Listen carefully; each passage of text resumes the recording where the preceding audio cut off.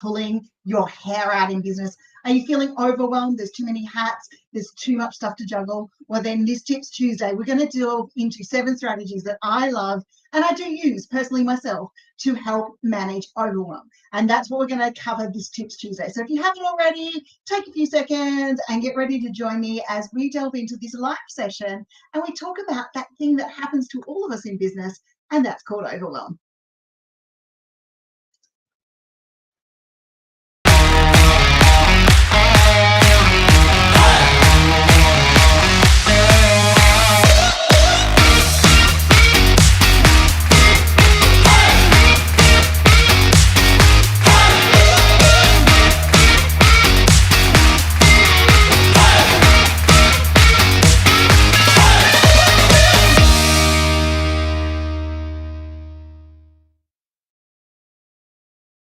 To another Tips Tuesday session. For those of you who's the first time joining me, my name is Reed-Enever. I'm an idea strategist, the founder of Business, the Course Creator Circle, and I like helping you get your knowledge out of your head and take it to market. Now, one of the things that I see quite commonly and quite often, and hey, let's just be really honest, I experience myself, is that time where things just get a little bit too much in business. We get a little bit overwhelmed. There's a little bit too much happening. And in some ways, I just feel like my head's about to explode. And I also see that with course creators. And quite often I see it with course creators because they're very generous beings and they want to teach too much or they want to include too much within their courses. So we need to, break down the structure. Now, when you go into business, you went into business because you were passionate about what you do. Now, if you're anything like us and many of the clients that both Clive and I work with, you've also found there's a hell of a lot of extra stuff that you need to do along the way, like bookkeeping and marketing and all of those sorts of things. And most of the clients I work with, one of the first things I say is, you didn't get into business to become a marketer. You got into business so that you could share your knowledge, share your expertise, or share your product with the world. So in this Tips Tuesday session, we are delving into the topic of overwhelm, what to do about it, and how you can possibly avoid it within your business. Now, these are 7 strategies that we use in-house. They're 7 strategies that I actually quite personally like and we use together. So when we're overwhelmed, it's hard to get things done. So the first tip that I'm going to give you before I even delve into these 7 strategies is to learn to walk away. I'm just going to take a sip of water. This voice is disappearing on me quickly this morning. And the first thing when we say learn to walk away is quite often when you're overwhelmed, you're in that point where you want to pull your hair out. And at that point in time, you're actually no good to yourself or your business. Take a walk, go around the block, make a cup of coffee, get a drink of water, whatever you need to do just to break the cycle. Because if you can break the cycle of overwhelm and go and do something else for just a little bit, a minute, you come back just that little bit clearer. And the mind is just a little bit clearer and it helps you be able to work from there. So it varies from there. Okay. So the first tip or the first strategy that I like to do is understand the cause of overwhelm. So how do you understand the cause of overwhelming overwhelm? Like, how do you do that? Maybe is what you're saying. So quite often for me, I'd start to like to write down what it is that I'm feeling. Why am I not liking it? What do I feel is pulling me in the wrong direction? I normally will go and ask my team, am I bitching about something in particular more than something else? And then start to identify the cause of the overwhelm. Okay. Once we've identified the cause of the overwhelm, we can start to look at different systems. Now, the cause of the overwhelm could be just mental pressure you're putting on yourself. It could be perceived pressure that you're putting on yourself from clients. So it might be a matter of communication. It might be a matter of communicating with your team, or it might just be a matter of feeling like you have to do everything at once. Okay. And in business, we cannot do everything at once. So we want to make sure that we are delivering some good systems and some good procedures that will help us throughout that process. So understanding the cause of your overwhelm. So as I said, my preference is start to look at my to-do list, start to look at my project managers, and then just write down a little bit about how I feel at the moment. Why am I feeling overwhelmed? What's the bit that's pulling me in that direction? Or what's the bit that I'm avoiding? Because that's normally a true indicator about what's happening with overwhelm. Okay, the next component from there is to start to create some systems that work for you. And these are workflows. So how you might manage your blog post, for example. There might be a system or a workflow that, I'm going to batch creator. I'm going to spend a week, a year and write my content for the year. And I'm going to do all of those sorts of things and work out a system that works for you, but also work out a daily system that works for you. I'm a morning person. I love the morning. So quite often, if I'm wanting to work on something and I'm really wanting to get some things out, I'll flex my day a little bit so that I actually get up and I'm working before the family and the people get up in this house.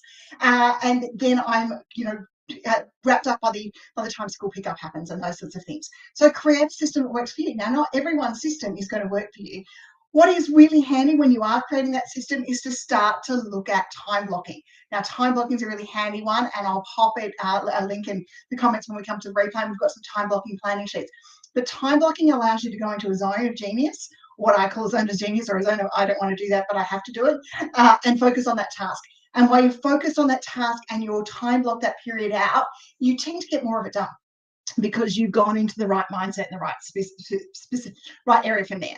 So we've talked about creating a system that works for you, and that system can be worked with a coach. It can be worked with yourself, but those boundaries need to come into that system. So what work hours do you work?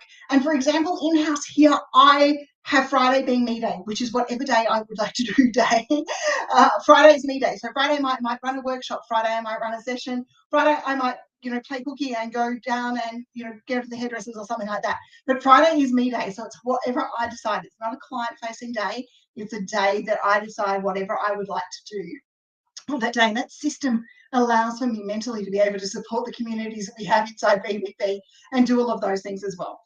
Okay, so we've talked about understanding the cause, creating a system that works for you, setting boundaries.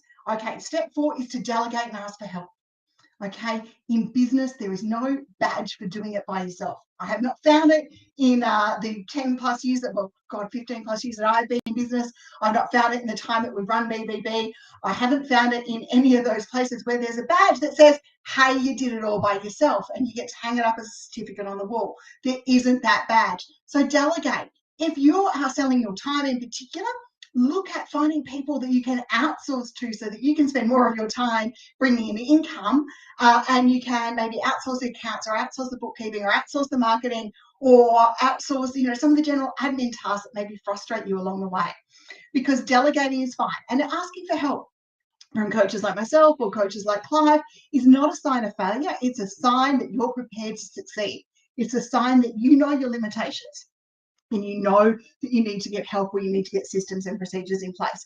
And I'll let you in on a secret. All coaches have a coach.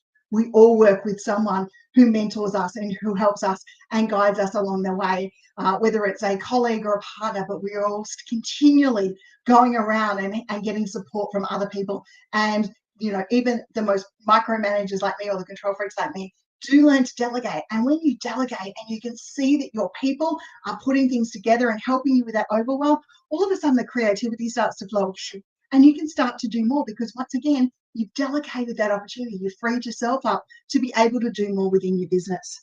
Okay, use time management tools. Now, I'm a big fan of a project manager. If it's not in the project manager, it doesn't get assigned to my week, unless it's an urgent email or something that's going to come through. But use time management tools. There's also some different techniques like the Pomodoro, I'm not going to get out today, Pomodoro technique, and some other techniques like that that allow you to use some different time management. And that could be a simple thing of blocking social media on your phone, or it could be, turning into to time tracking so that you can actually see how many tasks that you're using. And that's where tools for us like ClickUp come into play, where our projects are all in ClickUp. We time track what we're doing, we time track the activities, and then we can actually also understand where our overwhelm or where our workload's coming in for the team. Because if someone's doing something that's taking maybe a little bit longer, then maybe we've given the wrong task out to the wrong person, or maybe we just thought, and I know I'm guilty of this myself because stuff is second nature to me, I've miscalculated how long it actually takes me to do something. Well, I think it might be a 5-minute job. It might take me half an hour to do it. And time tracking has allowed me to become a lot more accountable alongside the team when we're doing something like that. Schedule breaks. I cannot stress this strongly enough. I spoke about Friday being me day and my boundaries. Schedule some lunch breaks and some afternoon tea breaks and some walk around the block breaks or whatever break that you possibly need, and make them non-negotiable. You shouldn't work through lunch just because the demands of the business were needing it. And if you do, then you need to flex and you need to give yourself some time at the end of the day, because trying to manage all this stuff in your own head, not taking breaks, once again, no badge for burnout, no badge for, hey, I worked throughout the day and I didn't get lunch. I'm guilty of it. However, try and make those breaks part of how you work and the non-negotiables. And when you turn off for the day, make sure that you actually turn off for the day. One of the strong tips I can say to people is if you've got a door, make sure you can shut your office door. If you've not got a laptop, make sure you can close that laptop so there's a physical boundary between you and whatever you need to go back and do next. That's going to help you take that break away from the overwhelm and the stress that you've got going through. And the other one is to declutter your workspace. So clean desk. I used to have a clean desk policy in the company I work for, and I regret that I didn't bring it into my own office life when I came here. Clean workspaces, desk, make sure that you're wiping your desk down once a week. You deserve a clean space to work in.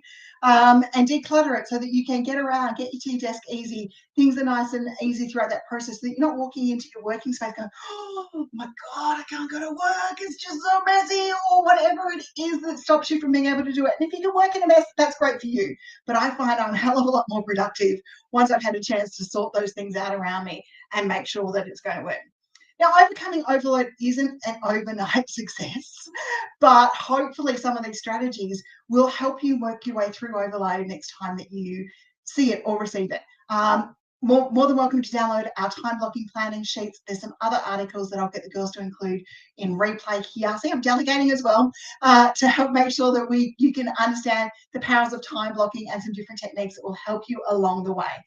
But most of all, there is no business without you. Okay, so if you're overloaded or overwhelmed and stressed throughout that period, then you are not going to be able to continue in business for long. Burnout is something that business owners can and do go through on a regular basis. There is no badge for it. There's no badge for being overly busy, and there's no badge for working yourself into the ground along the way. So understand the cause, try and overcome that cause with some systems. Set some boundaries so that you are the first and number one priority in your business, because without you, there's no clients. Without you, there's no team. Without you, there's no people. Delegate and ask for help where you possibly can. Use some time management tools to support you along the way. Schedule your breaks and declutter. And decluttering comes in different formats. You can declutter your office space, but I'm actually at the moment this week decluttering my email. For each and every email that's in my promotions tab or in my updates tab that I don't plan on reading or opening, rather than deleting them, I'm going through the unsubscribe motion at the moment. And it's a bit like the social media cleanup I did a little while ago, the challenge we ran on social media cleanup. I'm cleaning up my email because there's been 10 years of running business and my email's full. Okay, guys, for those of you who have joined me this week, thank you for joining me. I would love to see you in another Tips Tuesday session. We are delving into next week. We've got next week. What have we got? I don't know what next week's topic is. I haven't said it yet. For those of you who are course creators, a little bit overwhelmed with the marketing side of your course, there's a free 10-day course marketing challenge. Once again, I'll come back after the session and pop the links in, or my team will, and I will see you next Tips Tuesday. Until then, as business owners, breathe. And one final tip, the Headspace app is really cool for short meditations to give yourself a break.